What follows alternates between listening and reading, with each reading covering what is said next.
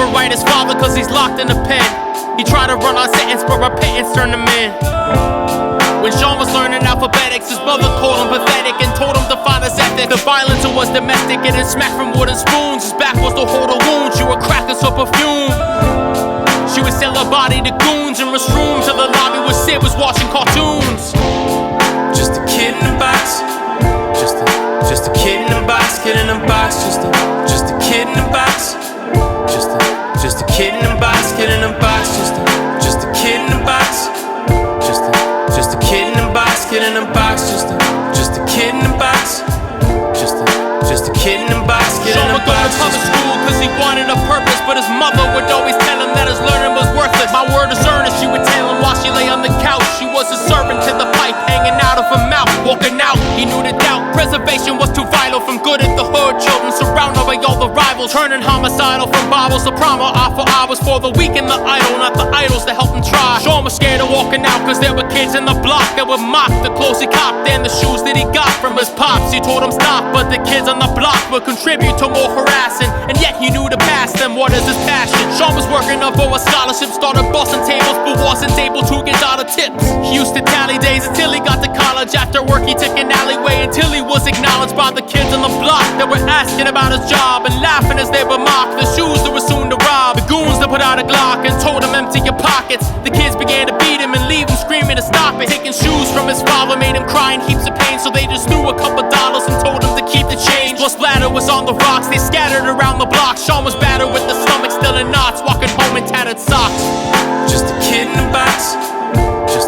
Just a kid in a box, kid in a box. Just a kid in a box.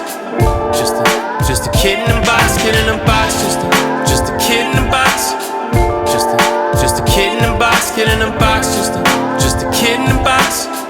Just a kid in a box, kid in a box. Sean rushed over to the bathroom cause the bleeding from his head began to seep until it spread onto his teeth while turning red. Looking up into the mirror, breathing deep while seeing red. Thoughts of the piece in mother's leg that she would keep beneath the bed was soon to enter his mind. In the box he presumed to find the Glock that his pops could find before locked for doing crime. Losing time, his mother was supposed to be home at 6, so he went under the bed and took the box of Intermix. As he opened up the box he saw the rocks in mama's fix, but as the odds were soon to lock, it was the Glock and load a clip that made him think of father's kicks. And at the brink of scholarships he could never go pay a college with knowledge and dollar tips, so he put the loaded pistol in the side of his waist, leaving the place clean as a whistle, only hiding his face. While he was striding at a pace he thought to any thriving strifer till they break after they face another 25 to life. Alright, just a kid in a box.